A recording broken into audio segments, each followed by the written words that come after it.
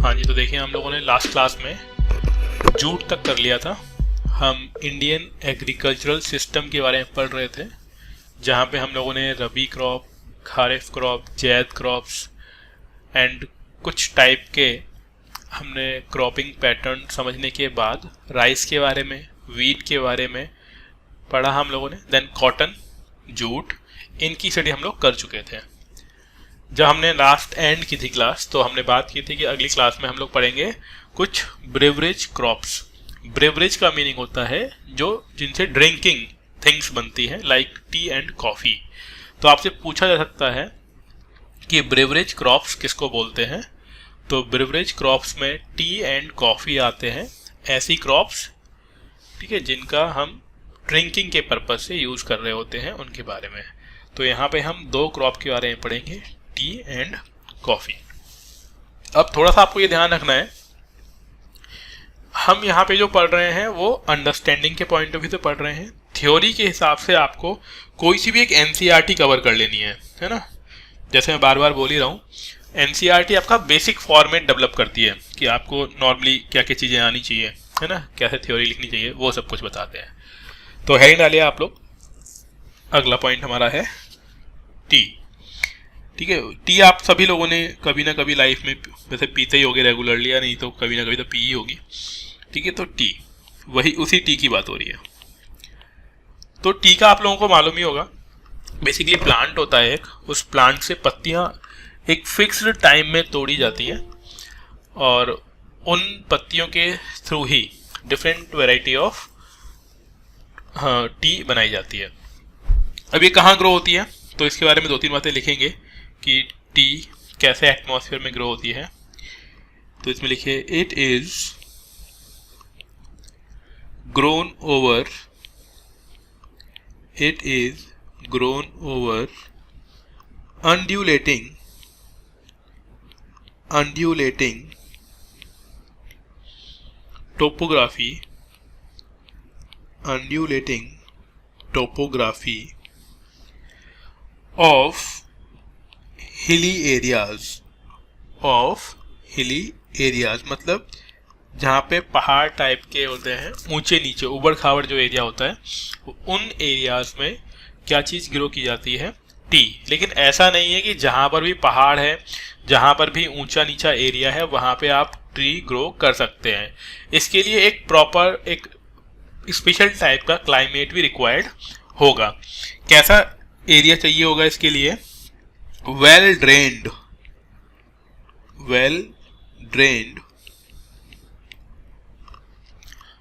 soil, well drained soil in humid and subhumid tropics and subtropics। इसका meaning क्या है? इसके लिए सॉइल वो चाहिए जहाँ पे इजीली पानी अवेलेबल हो, वेल ड्रेन्ड सॉइल, पहली चीज। दूसरा, जो वहाँ का क्लाइमेट होगा, वो क्लाइमेट या तो ह्यूमिड टाइप का हो या फिर सब ट्रॉपिक। इसका मतलब होता है गर्मी भी होनी चाहिए और रेन भी प्रॉपर इंटरवल में होती हो। ठीक है, इसका मतलब ये हुआ कि रेन अच्छी खासी रिक्वायर्ड होगी, लगभग 150 से 300 सेंटीमीटर के बीच में, और टेम्परेचर की भी रिक्वायरमेंट होगी लगभग 20 to 30 डिग्री सेंटीग्रेड के रेंज में। तो नेक्स्ट इसमें लिखिएगा, टी के लिए जो टेम्परेचर रिक्वायर्ड होगा हम लोगों को, वो temperature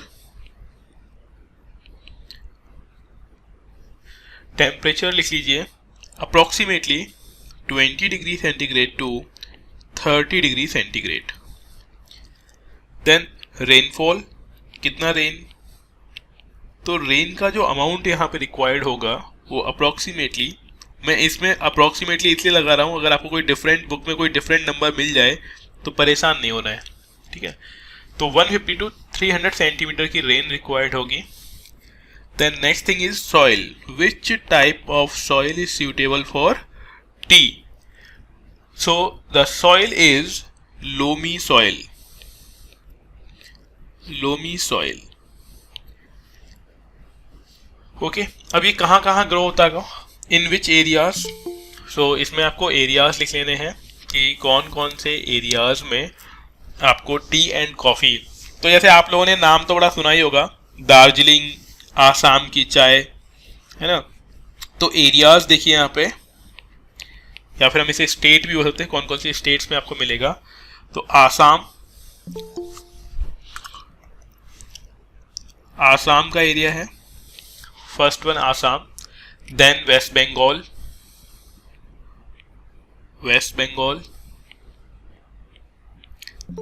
after that some areas of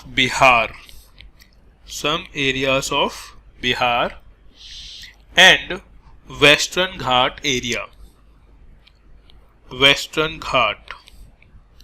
So these are the areas where we grow tea plants basically, and then after processing we sold it in the country and outside the country. Clear? So next crop is sugarcane. Sugarcane is गन्ना, ठीक है, आप लोगों ने नाम सुना ही होगा। And coffee भी अभी लेंगे हम लोग, बट गन्ने को भी ले लेते हैं। After ganna we will deal with the coffee. Okay, so next crop is sugarcane.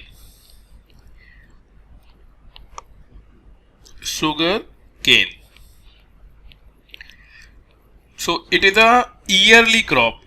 Yearly crop means अगर आप ग्रो करते हैं तो प्रॉपर गन्ना प्रिपेयर होने में फार्म में 1 साल का टाइम, यानी 11-12 महीने का टाइम लग जाता है। तो that's why we call it a yearly crop.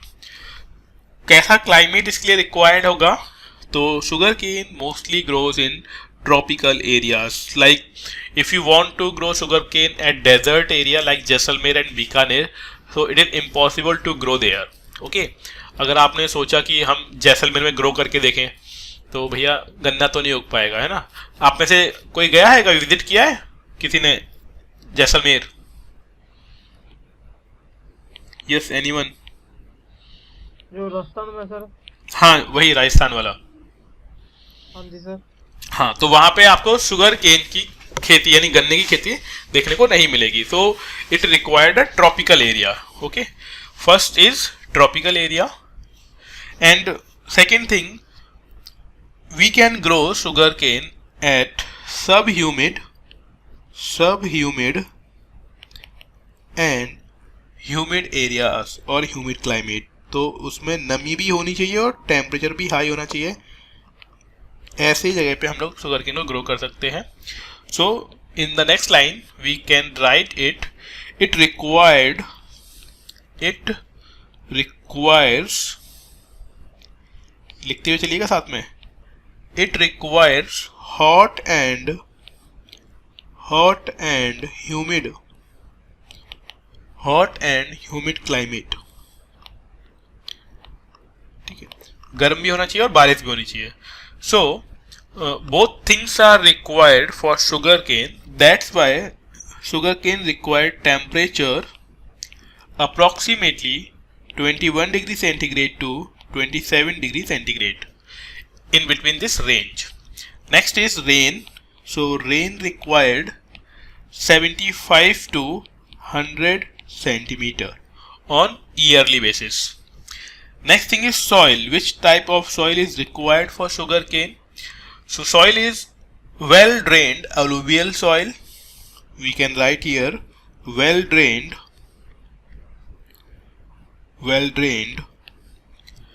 alluvium soil. Yes, mute कर लीजिए if anyone is unmuted. So please mute it.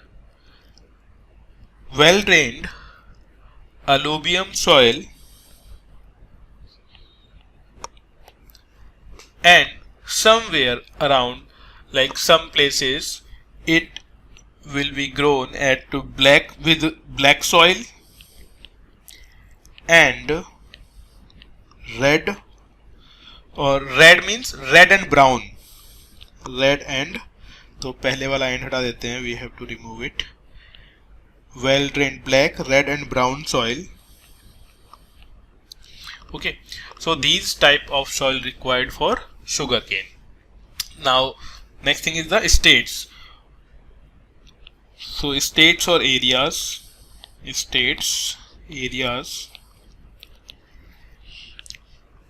कौन से एरिया? तो एक सबसे आपने नाम सुना ही होगा यूपी, बिकॉज रिवर अवेलेबल है, टेम्परेचर भी हाई होता है वहाँ पे, गंगा है, ठीक है, अदर रिवर्स भी हैं. So first state is Uttar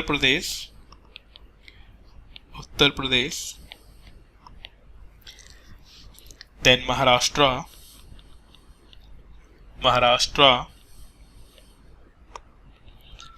next is Gujarat, अच्छा गुजरात, कर्नाटका,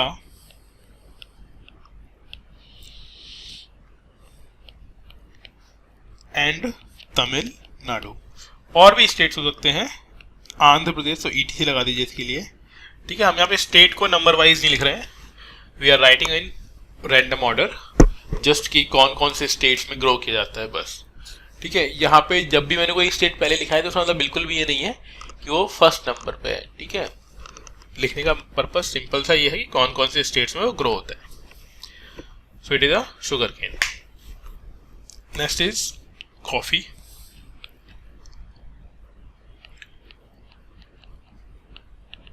इसमें काफी कुछ डिटेल होगा, आप जब बुक पढ़ेंगे.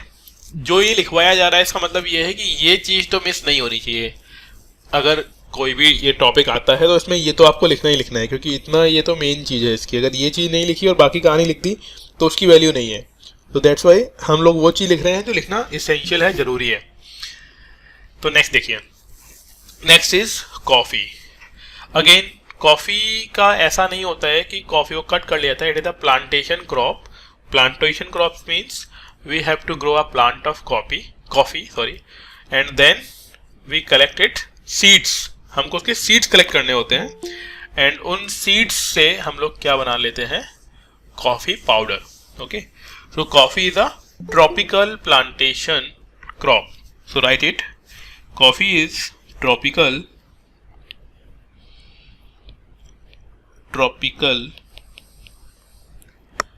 plantation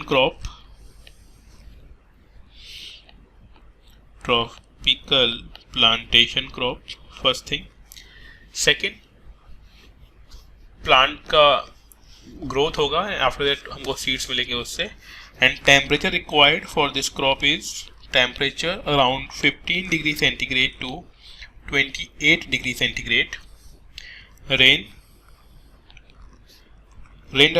around 150 centimeter to 250 centimeter. And soil, alluvium soil required for coffee also. So we can write here well drained alluvial soil required. Well drained alluvial soil required. States and areas, कौन कौन से states में grow होगा. सो states like western घाट area,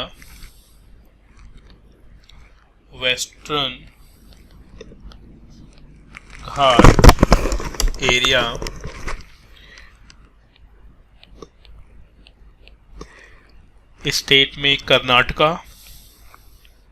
आपने कर्नाटका का या फिर south का एक ऐड भी देखा होगा ब्रू का, जो टीवी पर आता है. ठीक है, Kerala and Tamil Nadu. These are the states. और आगे ETC लगा लीजिएगा, क्योंकि कई लोग हो सकते हैं बोले कि सर और भी स्टेट में होता है. तो राइट. अब देखो, इसके अलावा और भी बहुत सारी क्रॉप्स होती हैं. मैं आपको बस बोल कर बता देता हूँ, है ना. जैसे कि आप सिंपली आप भी जानते हो बहुत सारी क्रॉप्स होती है ना. तो उन सभी को आप NCERT से पढ़ लेंगे. मैं आपको 1 by 1 हर एक क्रॉप को एक्सप्लेन कर दे रहा हूँ, और मैं स्क्रीन पे नाम लिख दूंगा, बट बाकी डिटेल्स हम उसकी नहीं लिखेंगे. So these are important crops. After that some other crops are like first one हमने सिंपली नंबरिंग दिया हुआ है ना, ऐसा नहीं कि किसी वजह से नंबर 1 पर है, ऐसा कुछ नहीं, बस ऐसे ही नंबर दिया हुआ है. नेक्स्ट क्रॉप इज ज्वार.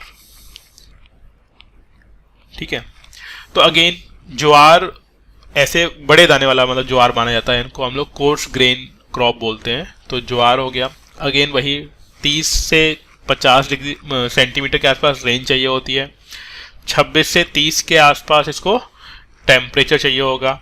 और ये कौन सी सॉइल में, मैं आपको हर किसी की सॉइल जरूर लिख रहा हूँ आगे, तो सॉइल बस देखिएगा आप, कौन सी सॉइल रिक्वायर्ड होगी ज्वार के लिए, रेगुड सॉइल एंड अलुवियम सॉइल। वैसे भी आप ये मानिएगा कि अलुवियम सॉइल में तो हर एक क्रॉप ग्रो हो ही जाती है ना, बेस्ट सॉइल अलुवियम सॉइल को बोलते हैं हम लोग। तो ज्वार हो गया। ज्वार के बाद स्टेट में अगेन महाराष्ट्र, कर्नाटका, मध्य प्रदेश, तमिलनाडु, उत्तर प्रदेश, क्योंकि कम पानी चाहिए तो कहीं पे भी ग्रो कर सकते हैं आप। नेक्स्ट वन इज बाजरा। जैसे भी सर्दियों का मौसम चल ही रहा है ना, बाजरा मोस्टली लोग खा रहे होते हैं। तो अगेन बाजरा के लिए भी कम रेन की रिक्वायर्ड होती है, 50 सेंटीमीटर के आसपास रेन की रिक्वायर्ड होती है, यहाँ पे बाजरा ग्रो कर सकते हैं। Temperature 25 to 30 degree centigrade required होता है। सॉइल आपको बता देता हूँ मैं कौन सी सॉइल रिक्वायर्ड होगी, ब्लैक सॉइल, यहाँ पे हम इसको ग्रो कर सकते हैं, यहाँ पे ब्लैक सॉइल अवेलेबल है, या फिर रेड सॉइल। रेड सॉइल में बाजरा ग्रो हो जाता है। बाजरा के बाद नेक्स्ट है मेज यानी मक्का, है ना, भुट्टा जिसे आप बोलते होंगे। ठीक है, भुट्टे के लिए भी टेम्परेचर लगभग 21 से 27 के आसपास, रेन 50 to 100 सेंटीमीटर रिक्वायर्ड होती है। और ये ऐसी सॉइल में ग्रो होगा जहां पर सॉइल की वाटर होल्डिंग कैपेसिटी अच्छी होती है। वाटर होल्डिंग कैपेसिटी,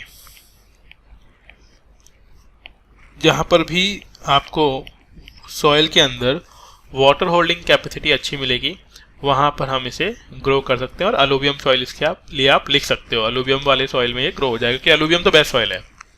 ठीक है, नेक्स्ट मेज के बाद अगला देखिए रागी। 4 is ragi. Ragi again 100 centimetre के आसपास तक वाटर रिक्वायर्ड, 20 से 30 डिग्री के आसपास टेम्परेचर रिक्वायर्ड है। जो सॉइल रिक्वायर्ड है इसके लिए वो है sandy black soil, sandy black soil and loams या लोमी सॉइल। ठीक है ना, ये रिक्वायर्ड होती है। और कौन सी स्टेट्स में ग्रो कर सकते हैं, तो आपने देखा ही होगा मध्य प्रदेश, आंध्र प्रदेश, उत्तर प्रदेश। उत्तर में प्रदेश में तो आपने मक्का के खेत काफ़ी सारे देखे ही होंगे, जो लोग यहाँ के रहने वाले होंगे वो जानते होंगे। So these are the state for रागी।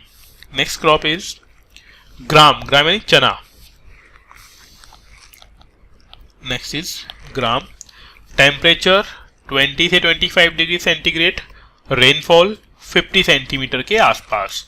ठीक है, soil clay soil, clayey soil बोलते हैं जो सॉइल रिक्वायर्ड होगी इसके लिए। सॉइल में आप लिखिए क्लेई सॉइल। ठीक है, और लोमी लिख दो आप, लोम सॉइल। कई बार इसे क्लेई लोम सॉइल भी बोलते हैं।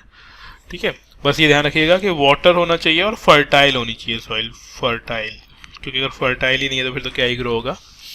स्टेट्स में वही मध्य प्रदेश, उत्तर प्रदेश, राजस्थान में आपको देखने को मिलेगा। नेक्स्ट है ग्राउंडनट। ग्राउंडनट मतलब मूंगफली, है ना, मूंगफली जिसे हम लोग बोलते हैं, ग्राउंडनट। तो ग्राउंडनट आज के टाइम में हमारे लिए ऑयल भी यूज होता है इसका। ठीक है, तो ऑयल भी यूज करते हैं हम लोग एंड इसको अदर यूजेस में लिया जाता है। तो ग्राउंडनट। ठीक है, 20 से 30 डिग्री सेंटीग्रेड के आसपास टेम्परेचर, रेन 80 सेंटीमीटर तक, एंड जो सॉइल रिक्वायर्ड होगी सैंडी लोम्स लोमी सॉइल बोलते हैं उसको, सैंडी लोम्स एंड ब्लैक सॉइल ये यहाँ पे ग्रो हो जाएगी। अगेन यूपी लिख दो आप, हर जगह यूपी में क्या है ना, सॉइल भी अच्छी है और वाटर अवेलेबल है, तो जितनी भी क्रॉप है सारी यूपी में हो सकती है। यही एक रीज़न भी है कि यूपी और बिहार वाले एरिया में पॉपुलेशन भी ज़्यादा है, क्योंकि सॉइल अच्छी है, क्रॉप करो, आराम से ग्रो होगी और फिर आप उसको यूज कर सकते हो। दैट्स वाई यहाँ पे पॉपुलेशन भी ज्यादा हो गई। नेक्स्ट है मस्टर्ड, सरसों। ठीक है, मस्टर्ड के लिए टेम्परेचर 10 to 20 30 के आसपास एंड रेनफॉल 100 सेंटीमीटर के आसपास। जो सॉइल रिक्वायर्ड होगी वो है अलुवियल सॉइल, अलुवियल सॉइल। ठीक है, ये भी आपका सेम गुजरात, राजस्थान, मध्य प्रदेश, उत्तर प्रदेश में ग्रो होगा। ठीक है, फिर इसके बाद नेक्स्ट है सनफ्लावर, सूरजमुखी जिसे हम लोग बोलते हैं, इसके ऑयल यूज में लिया जाता है सनफ्लावर। सनफ्लावर के लिए लोमी सॉइल अगेन, जो आप यूज करते होंगे, कई लोग कुकिंग के पर्पज से यूज करते होंगे सनफ्लावर का ऑयल। ठीक है, तो ये हो गया। नेक्स्ट 9th नंबर पे है सोयाबीन। सोयाबीन प्रोटीन का अच्छा सोर्स होता है एंड सोयाबीन ऑयल भी यूज करते हैं लोग। ठीक है, अगेन ये भी जो सॉइल रिक्वायर्ड होगी लोमी सॉइल। ये आप लिखते हुए चल रहे हैं साथ में? देखो, इसके बारे में पढ़ने के लिए बहुत कुछ है, लेकिन ये सब चीजों में ऐसा कुछ भी नहीं है। हाँ, गुड। जो आपको मैं ही बताऊं तो मालूम पड़ेगा। आपने बचपन में एनसीईआरटी पढ़ी होगी, तब भी पढ़ा होगा। बाकी इनको अगर आप एक बार रीडिंग भी कर लेंगे ना, तो भी आपको मालूम पड़ जाएगा। जो असली चीज है वो सॉइल का ध्यान रखना है कि सॉइल कौन सी इसमें होती है। Next coconut. अगर कोई एक आधो क्रॉप छूट जाए ना तो परेशान मत होना, है ना, जहां से भी मिले वहां से पढ़ लो, क्योंकि इसमें कोई कॉन्सेप्ट नहीं है। कोकोनट बेसिकली कोकोनट ऑयल भी यूज करते हैं, फूड पर्पज से भी और कॉस्मेटिक पर्पज से भी कोकोनट ऑयल यूज किया जाता है। मोस्टली कहाँ मिलेगा आपको? सी शोर वाले एरिया में। तो जो सॉइल रिक्वायर्ड होगी वो सैंडी सॉइल होगी, जो सी के अलोंग मिलेगी आपको। तो इसके लिए हम लोग लिख सकते हैं Sandy soil, Sandy soil which is found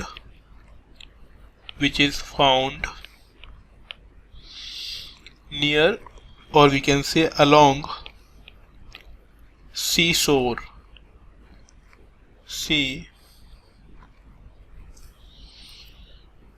shores, यानी सी के किनारे वाले एरियाज में आपको ये वाली सॉइल मिल सकती है, तो इसे बोलेंगे कोकोनट। Next is rubber. ठीक है, रबर यानी वही रबर जिससे कुछ टायर वगैरह और डिफरेंट वैरायटी ऑफ थिंग्स बनाई जाती है।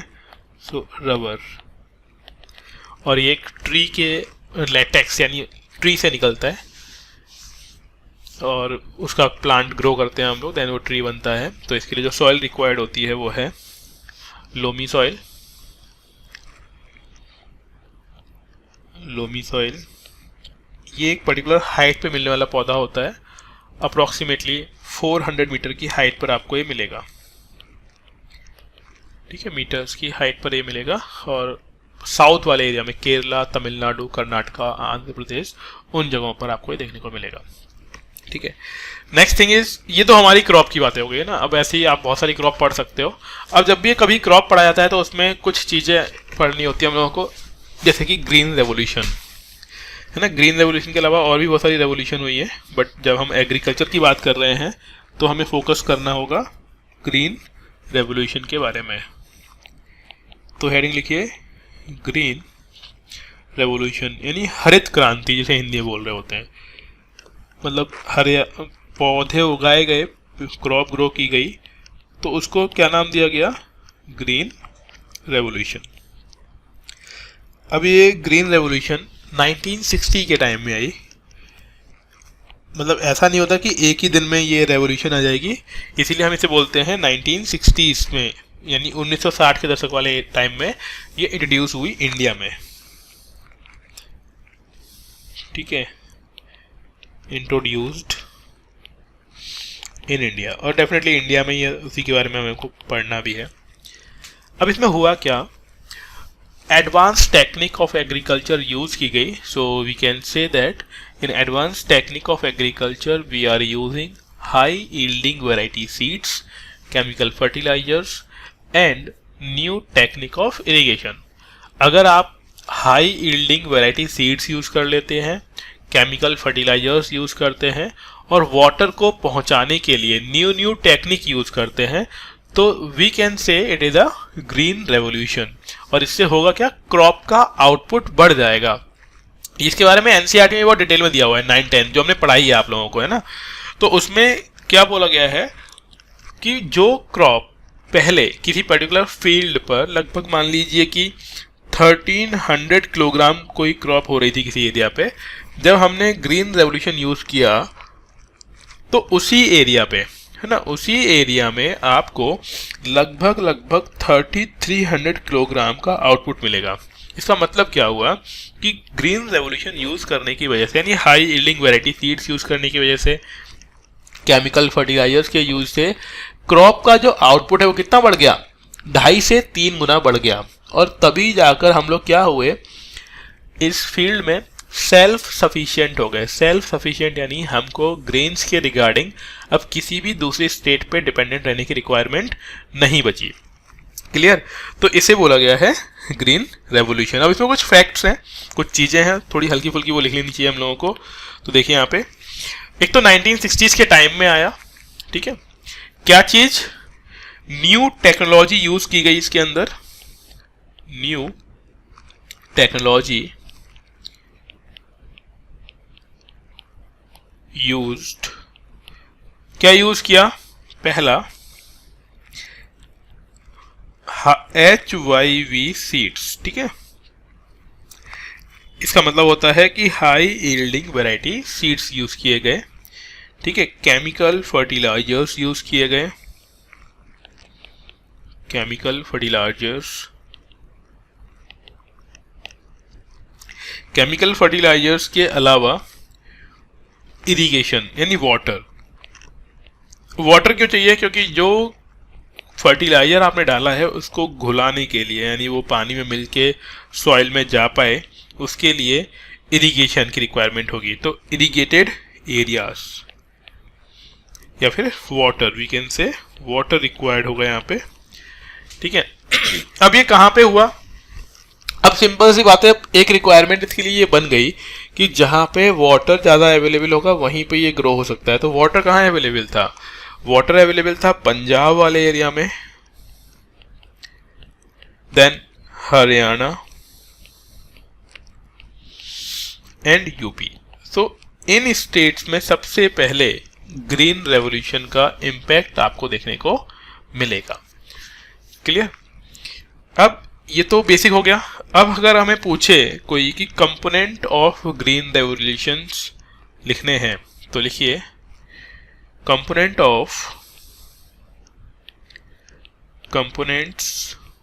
Of green revolution. इसका मतलब ये हुआ कि ग्रीन रेवोल्यूशन करने के लिए कौन कौन सी चीज़ों की रिक्वायरमेंट पड़ती है, क्या क्या उसके कंपोनेंट हैं, तो वो देखिए यहाँ पे। तो पहला, तो सबसे पहले जो सबसे इंपॉर्टेंट चीज़ है वो क्या है, HYV सीड्स रिक्वायर्ड है, पहली चीज। दूसरा, फर्टिलाइजर्स रिक्वायर्ड है, ठीक है। फर्टिलाइजर्स मतलब इंसेक्टिसाइड, पेस्टिसाइड्स, वो सब कुछ। देन इनको वाटर में डिजॉल्व किया जाएगा, तो वाटर में डिजॉल्व करने के लिए क्या चाहिए होगा, इरिगेशन चाहिए होगा, यानी वाटर की कमी रिक्वायरमेंट होगी, ठीक है। अब ये सब कुछ तभी हो पाएगा जब एरिया यानी लैंड अवेलेबल होगी, ठीक है। तो इसके लिए क्या जाएगा, कंसोलिडेशन ऑफ लैंड किया जाएगा कि भाई एरिया को, जो अलग अलग ज़मीन थी लोगों की, उनको कंसोलिडेट कर दिया गया एक साथ, तो इसे बोलते हैं कंसोलिडेशन ऑफ लैंड, ठीक है।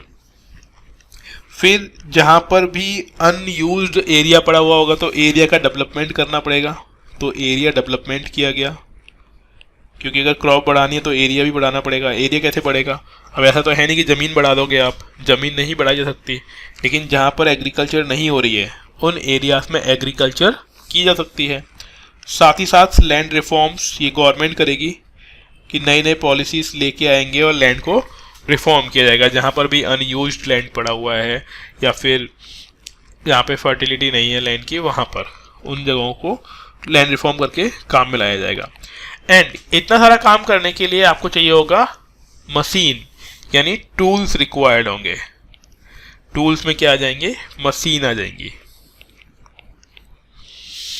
ठीक है, तो इसे हम मशीनाइजेशन बोल सकते हैं, क्योंकि ट्यूबवेल रिक्वायर्ड है ना, ट्रैक्टर एंड इलेक्ट्रिसिटी, क्योंकि अगर पानी मोटर से लेके आना है तो मोटर चलाने के लिए इलेक्ट्रिसिटी चाहिए, तो क्या करना चाहिए होगा? इलेक्ट्रिसिटी।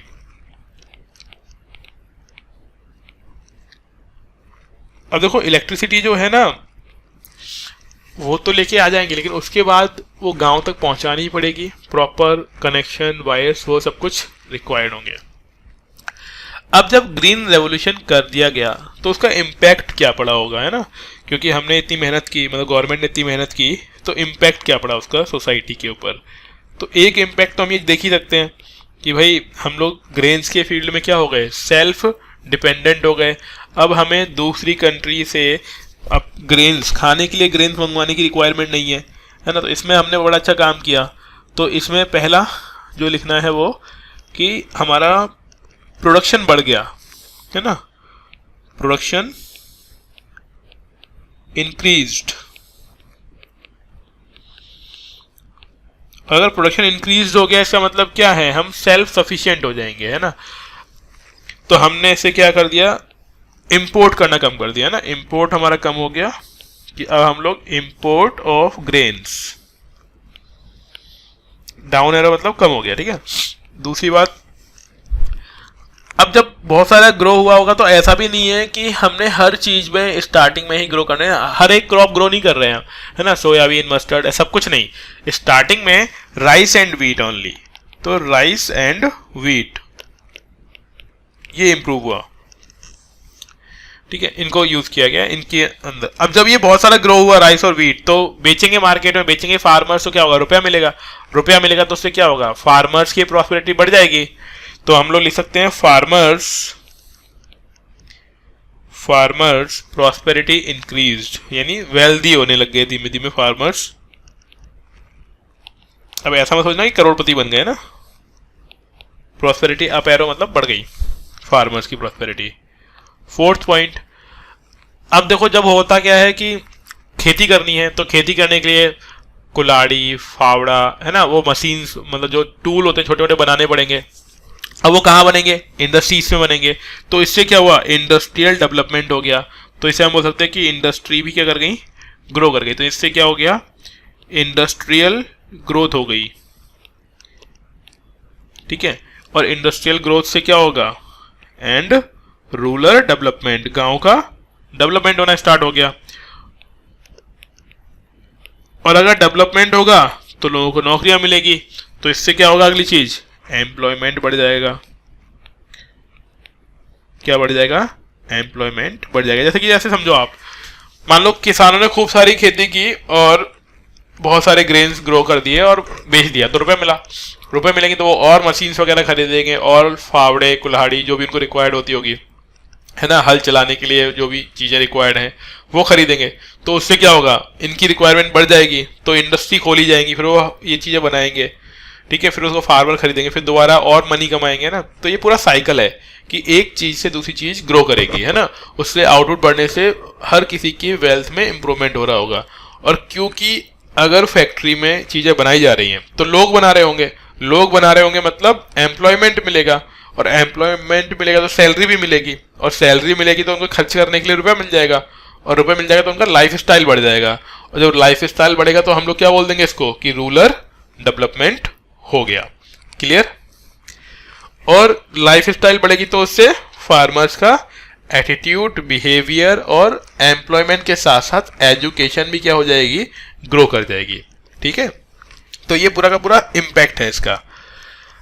अब ऐसा भी नहीं होता है कि हर चीज सब अच्छी अच्छी हुई हो, तो डीमेरिट भी है ग्रीन रेवोल्यूशन के, है ना। डीमेरिट क्या है?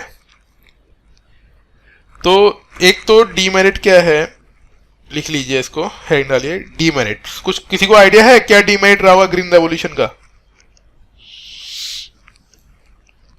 हाँ जी, किसी को आइडिया कुछ?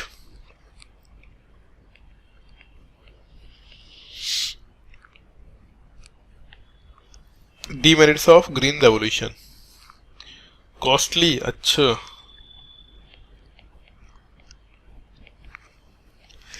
देखो पहला डीमेरिट तो यही था, जैसे हमने बात की कि सिर्फ व्हीट एंड राइस के फील्ड में इसको इम्प्लीमेंट किया गया, यानी कुछ स्टेटों को ही फायदा हुआ जहां पे वाटर अवेलेबल था। तो कुछ स्टेटों को फायदा हुआ यानी कुछ को फायदा नहीं हुआ। तो इससे क्या हो जाएगा, इम्बैलेंस। क्या क्रिएट होगा, इम्बैलेंस क्रिएट होगा between the states and between the crops, दोनों ही के साथ, ठीक है। और इससे क्या होगा, एक स्टेट का दूसरे स्टेट के साथ डिफरेंसेस बढ़ जाएंगे, है ना। इसे हम बोलते हैं रीजनल डिस्पैरिटीज। क्या बोल देंगे इसको, रीजनल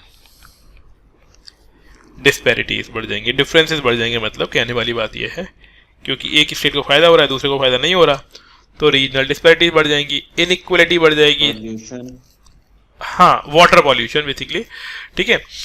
और हमने जो सब पेस्टिसाइड्स वगैरह का यूज अगर करेंगे तो हाँ बिल्कुल, तो इससे होगा क्या, अब मान लीजिए बहुत ज़्यादा ट्रैक्टर यूज़ किया आपने, तो ट्रैक्टर में आप फ्यूल डालेंगे, फ्यूल से स्मोक क्रिएट होगा, यानी वो पॉल्यूशन क्रिएट कर रहा होगा। मशीन्स यूज़ करेंगे तो उससे भी पॉल्यूशन होगा। एंड जो आपने फर्टिलाइजर्स यूज़ कर लिए बहुत ज़्यादा फर्टिलाइजर्स, तो उससे क्या होगा, एक तो सॉइल पॉल्यूट हो जाएगी, और जब वो आप उसको पानी में भर देंगे उसके साथ, तो पानी इनफिल्टर्ड होकर अंडरग्राउंड में जाएगा, उसके साथ वो फर्टिलाइजर्स भी जाएंगे, वो पेस्टिसाइड्स भी जाएंगे, तो वो क्या करेंगे, एनवायरमेंटल वाटर पॉल्यूट कर देंगे। तो अल्टीमेटली हम लोग क्या बोल सकते हैं कि इस वजह से क्या हो गया, एनवायरमेंटल पॉल्यूशन हो गया, ठीक है। तो ये हो गया एनवायरमेंटल पॉल्यूशन। तो इससे ग्राउंड लेवल का जो वाटर है तो वो हाँ, अब हुआ क्या, हाँ बता रहा हूँ मैं, अब हुआ क्या, जैसे कि अभी हमने बात की थी कि जो फर्टिलाइजर्स हमने इसमें यूज़ किए हैं उसको डिसॉल्व करने के लिए वाटर की रिक्वायरमेंट होती है। इसका मतलब हुआ कि वाटर को एक्सेस में यूज़ किया गया बहुत ज़्यादा अमाउंट में। अब पानी कहाँ से लेके आओगे, तो कुछ जगह तो रिवर्स के थ्रू, कैनाल के थ्रू वाटर पहुँच गया, बट जहाँ पर रिवर्स और कैनल्स के थ्रू वाटर नहीं पहुँच पा रहा था, वहाँ पे इन्होंने क्या किया, अंडरग्राउंड वाटर का यूज़ करना स्टार्ट कर दिया। और जब अंडरग्राउंड वाटर का यूज़ करना स्टार्ट कर दिया तो होगा क्या, ग्राउंड वाटर का लेवल डाउन हो गया, मतलब बहुत नीचे गहराई में चला गया पानी। तो ग्राउंड वाटर जो होगा, ग्राउंड वाटर टेबल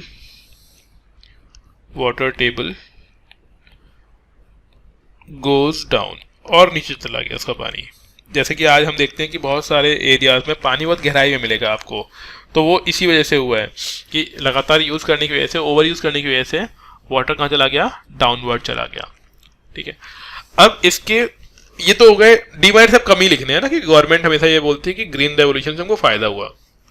बस आपको आइडिया होना चाहिए कि डीमेरिट्स क्या क्या है। बाकी तो मैंने अभी तक कभी देखा नहीं कि सिर्फ डीमेरिट पूछे आपसे ग्रीन रेवोल्यूशन के बारे में, वो मेरिट भी पूछेगा, और फिर आपको थोड़े कम पॉइंट देते हुए डीमेरिट्स बताने हैं। अब एग्रीकल्चर के फील्ड में काम करने वाला एक ग्रुप है, इसका नाम है ICAR। बस आपको ध्यान रखना है कि ICAR, और आज के टाइम में जेनेटिकली मॉडिफाइड सीड्स भी हम लोग यूज़ कर रहे हैं, कि हमने जीन ही चेंज कर दिया। और ये सारा काम कौन कर रहा है, ICAR। इसका फुल फॉर्म लिख लीजिए, Indian council of agricultural research. Indian council of agricultural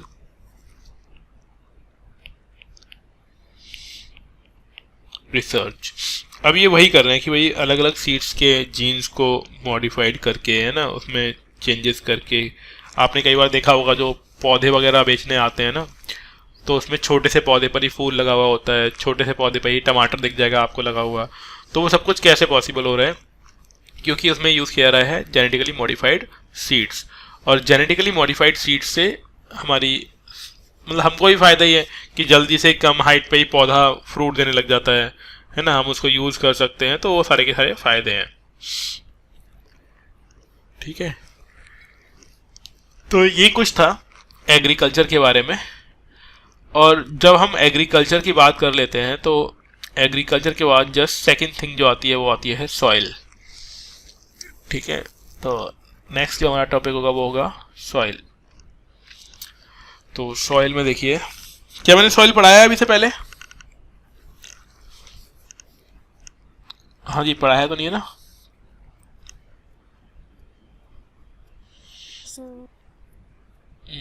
ठीक है, देखिए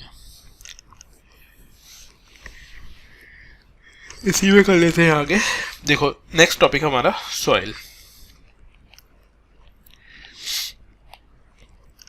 तो सॉइल में है ना, पूरी की पूरी सॉइल हमारे काम की नहीं होती है। जैसे सपोज करें कि हम इस तरीके से, जो आपने देखा होगा कई बार डायग्राम एनसीईआरटी बनाती है, ठीक है, कि ये मान लीजिए एक सॉइल है, तो इसमें जो टॉप एरिया है ना, ऊपर वाला, जिसे हम लोग बोलते हैं टॉप सॉइल, वही काम की है, ठीक है, जिसमें बैक्टीरियल एक्टिविटी होती है या फिर कुछ और, ठीक है। तो जो ऊपर वाला टॉप सॉइल है वही काम का है, यहाँ पर ही आपको प्लांट वगैरह मिलेंगे। वैसे भी प्लांट हमेशा ऊपर ही मिलते हैं, लेकिन ये है कि अंदर वाली जो सॉइल है वो फर्टाइल भी नहीं होती है। इनको हम अलग अलग क्लासीफाई भी करते हैं ना, टॉप सॉइल, सब सॉइल, पेरेंट रॉक, है ना, इस तरीके से हम लोग इनको क्लासीफाई भी कर देते हैं। इनके नाम भी दे देते हैं कि भैया ओ, ए, ई, बी, ठीक है, सी और आर, इस तरीके से भी है ना। बाकी कोई ऐसे काम का नहीं है, बस आप ये ध्यान रखिए कि सबसे ज़्यादा यूज वाली जो सॉइल है वो है टॉप सॉइल, और इसी सॉइल की हम लोग अभी बात करेंगे। अब ये काम की क्यों है? क्योंकि इसमें एक तो ऑर्गेनिक मटेरियल होता है, मतलब छोटे मोटे कीड़े मकोड़े, बैक्टीरिया, वो सब कुछ। इसी में आपको एयर पेनिट्रेट कर पाएगी इसी एरिया में ना, माइक्रोस्कोपिक एक्टिविटीज़ भी यहीं पे मिलेंगी आपको। और ऊपर वाली कुछ सेंटीमीटर लंबी सॉइल, मतलब कुछ सेंटीमीटर तक की गहराई वाली सॉइल ही हमारे काम की होती है। तो उसी को हम लोग हमारे कंसर्न में लेते हैं कि ये सॉइल हमारे लिए काम की है। अब इसका डिवीजन है, सॉइल को हम लोग डिवाइड कर देते हैं कई बेसिस पर। तो पहला बेसिस है कि जोनल सिस्टम, कि जोनल सिस्टम यानी कौन से एरिया में कौन सी सॉइल मिल रही है, और यहाँ पे कुछ नेम भी आपको सुनने को मिलेंगे कि सॉइल कौन कौन से टाइप की होती है और सॉइल के क्या क्या नाम है। तो देखिए मैं बताता हूँ आप लोगों को। तो लिखिए soil on the basis of zonal system, first heading डालिए soil on the basis of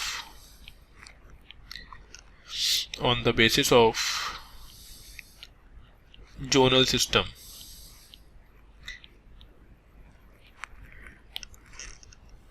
अब जोनल सिस्टम के बेस पर अगर हम डिफाइड करने लगे सॉइल को, तो पहला जो डिवीजन होता है जोनल सॉइल, पहले को हम लोग क्या बोलेंगे, जोनल सॉइल। ये किस टाइप की सॉइल है? तो इसमें लिखिए well developed soil, well developed soil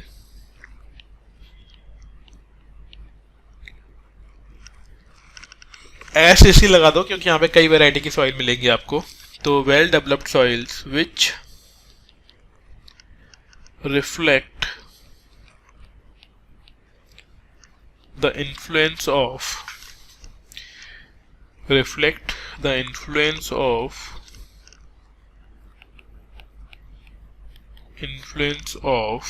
climate। एक बार आप लिख लो, मैं समझा दूंगा फिर आपको। climate as the major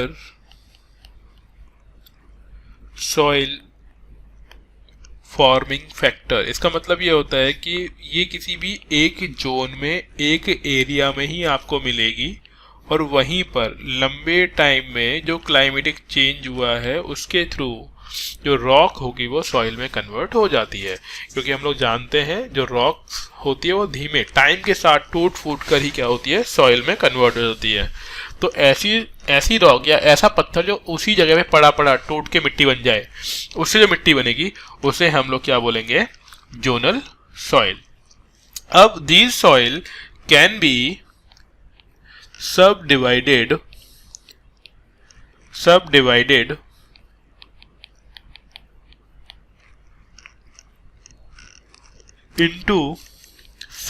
into podzol. अब ये सॉइल के ही नाम है, ठीक है ना, podzol soil,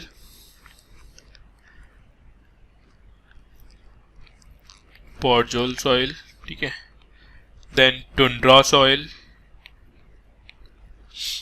tundra soil, brown earth या ब्राउन सॉइल,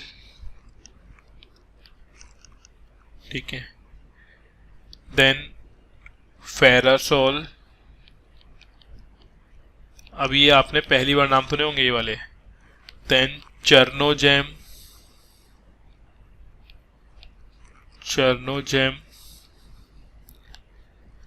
चेस्टनट। अगली बार से ध्यान रखना, ये कहीं भी सॉइल सुन लो तो ये सारी की सारी सॉइल किस टाइप की है? जोनल सॉइल टाइप की है। And prairie soil,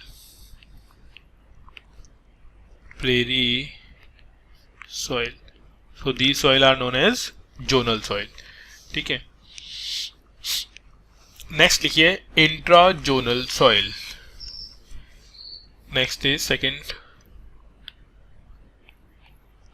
intrazonal soil. Intrazonal soil, देखिए यहाँ पे इंट्राजोनल सॉइल में क्या आएगा, ठीक है। ये सॉइल वहाँ बनती है जहाँ पर सम लोकल फैक्टर्स डोमिनेट करते हैं, ठीक है। कैसे? तो इसमें लिखेंगे हम लोग वेल डेवलप्ड सॉइल्स, लिखिए well developed soils,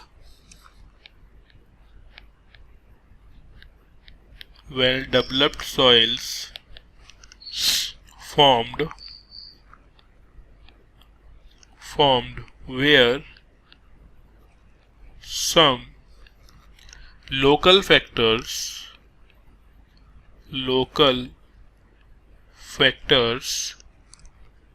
such as parent material, मतलब किस तरह की रॉक है, पेरेंट मटेरियल, टेरेन यानी ऊंचाई नीचाई है ना, एरिया किस तरह का है, टेरेन, एंड एज कितना पुराना है, इज डोमिनेटेड, ठीक है। तो ये डोमिनेंट भी लिख सकते हैं हम लोग कि जहाँ पे ये सारे डोमिनेट करते हैं उस जोन में आपको जो सॉइल मिलेगी उसे हम लोग क्या बोलेंगे, इंट्राजोनल सॉइल। क्लियर? समझ में आया यहाँ तक? कोई दिक्कत तो नहीं? ओके, नेक्स्ट देखिए, मतलब इसी में अगला पार्ट लिखिए अब कि इसमें जो सॉइल है वो कौन कौन से टाइप की हो सकती है। तो आगे लिखिए दी सॉइल कैन बी सब divided into the soil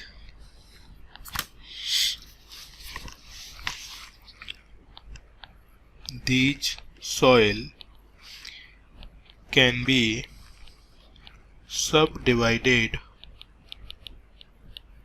into, अब इनको किन किन कैटेगरी में डिवाइड कर सकते हैं, कैल्कीमोरिफ सॉइल, लिखिए मतलब कैल्सी भी बोल सकते हो आप, कैल्सीमॉर्फिक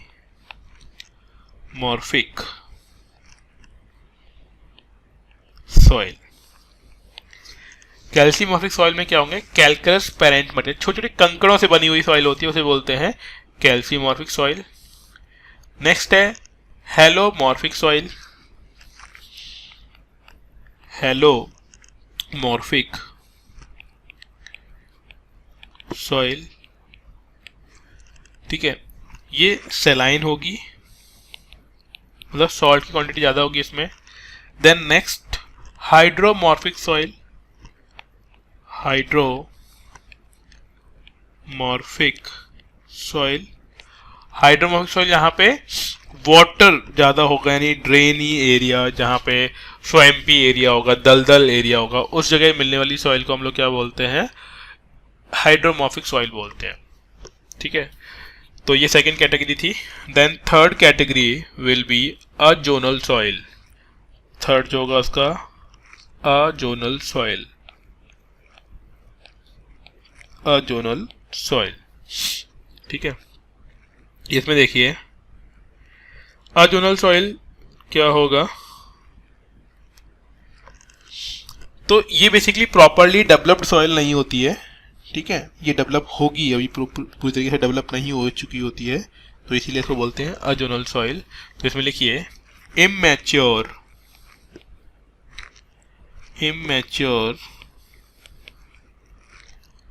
और पुअरली डेवलप्ड सॉइल्स यानी पूरी तरीके से डेवलप सॉइल नहीं हुई है ये। अब ये जहाँ पर भी मिलेंगी तो वहाँ पे प्रॉपर तरीके से ना तो इसमें फर्टिलिटी होगी, ना ही उतना आपको ह्यूमस कंटेंट मिल पाएगा, ना ही माइक्रोस्कोपिक एक्टिविटीज मिल पाएंगी। तो उस सॉइल को हम लोग का क्या बोलते हैं, अजोनल सॉइल। अब ये कहाँ मिलती है, तो मोस्टली फाउंड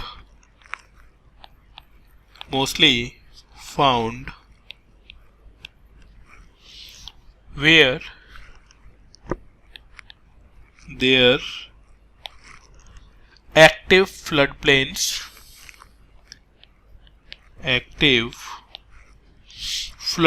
यानी जहाँ पे फ्लड वगैरह आई हो तो वहाँ पे जो सॉइल मिलेगी वो कौन सी होगी, अजोनल सॉइल होगी।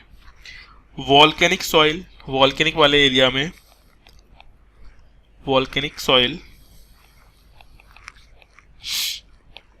ठीक है, या फिर ग्लेशिएशन हुआ हो कहीं पे, ग्लेशिएशन जोन्स,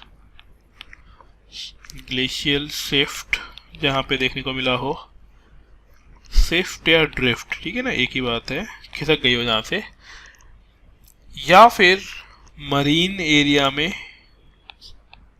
मड फ्लो, यानी कहने वाली बात यह है कि दूसरी जगह से कहीं से मिट्टी आ गई हो तो उस मिट्टी को हम लोग क्या बोल रहे होंगे कि ये क्या है, अजोनल सॉइल है।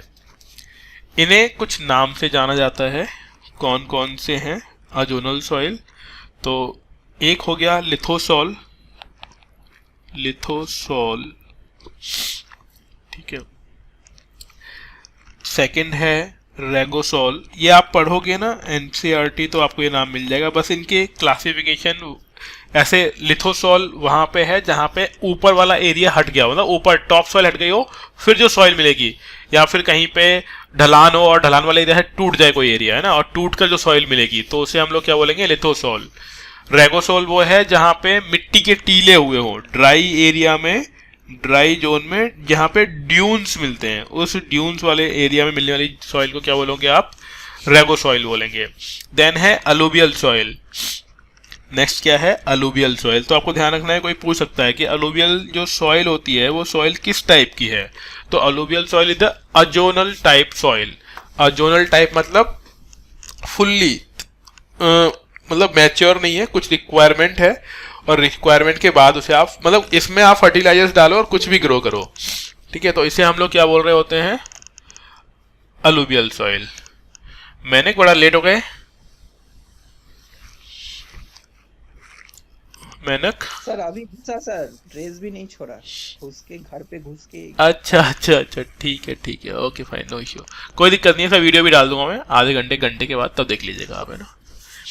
अब तो मोस्टली मैं कोशिश कर रहा हूँ जो भी क्लास हो रही है तुरंत अपलोड हो जाए वीडियो, तो आप लोग भी जिसका भी कुछ छूट रहा हो तो वो देख लेना और नोट्स प्रॉपर बना लेना, है ना, क्योंकि फिर बाद में बताया ये मैंने कि टाइम नहीं मिलेगा, जो चीज़ निकल जाएगी वो निकल ही जाएगी।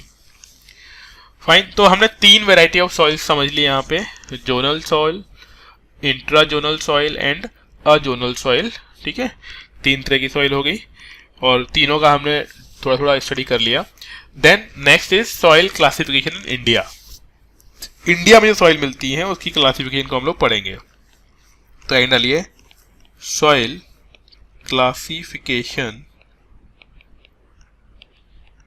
In India. अब इंडिया में जो सॉइल मिल रही हैं उनके बारे में हम लोग स्टडी करेंगे डिटेल में, है ना, और ये स्टडी हम नेक्स्ट क्लास में ही करेंगे क्योंकि हम एक ही क्लास में पूरी सॉइल करा देंगे आपको, जितनी भी सॉइल इंडिया में मिलती है। अब दोबारा बोल रहा हूँ, जिन लोगों ने भी अभी तक एनसीईआरटी नहीं पढ़ी है पढ़ लो, वरना जो पढ़ाया जा रहा है ना वो आपको लग रहा है आपको समझ में आ रहा है, कुछ समझ में नहीं आएगा, ठीक है। तो एनसीईआरटी साथ में कवर करनी है और मोस्टली अब 3 क्लासेस और बची हैं, जितना अभी आपका मेन मटेरियल है ज्योग्राफी का वो कंप्लीट हो जाएगा। देन आपको अपने पॉइंट ऑफ व्यू से स्टडी करनी है ऐसा नहीं है कि हम खत्म कर देंगे, एक बार सिलेबस कंप्लीट होने के बाद देन फ्रेश स्टार्ट करेंगे, फिर से पूरा पढ़ाएंगे। तो जिन लोगों का प्लान 2025 में 2026 में या अगली साल का भी देने का प्लान है, तो वो लोग रेगुलर जुड़े रहे हैं ना। ऐसा भी नहीं है कि एक बार पढ़ा देंगे और बस काम खत्म। मेरा तो पॉइंट यही है कि जब तक आपका सिलेक्शन ना हो जाए तब तक पढ़ाएंगे, बस आपको पढ़ना है ढंग से। ओके, तो अभी करा दिया जाएगा एक बार सिलेबस, उसके बाद दोबारा फिर करा देंगे। कौन सा क्लाइमेट कंप्लीटेड? क्लाइमेट सर बहुत पहले हो चुका है, अब तो हम सॉइल और वॉल्केनो पढ़ रहे थे, क्लाइमेट तो पहले ही हो गया। एक टॉपिक होगा क्लाइमेटिक जोन्स, ठीक है, वो तो अभी शुरुआत भी नहीं करी है। क्लाइमेटिक जोन्स तो करवाएंगे बाद में, है ना। क्लाइमेटिक जोन्स रह रहा है, हाँ कोई दिक्कत नहीं है, ठीक है। तो जिनका भी कुछ छूट रहा है वो वीडियोस देखें, जो वीडियोस अपलोड नहीं हुए हैं वो हो जाएंगे। बट एटलीस्ट मेरा पॉइंट ऑफ कंसर्न सिर्फ इतना सा है कि जो पढ़ा दिया गया है वो आपको आना चाहिए, है ना। जो पढ़ा दिया गया चीज़ अगर आप कर लेंगे, रेडी अपनी तरफ से प्रिपेयर कर लेंगे, तो आपको सब कुछ समझ में आ जाएगा, ठीक है। तो थैंक यू, मिलते हैं नेक्स्ट क्लास में।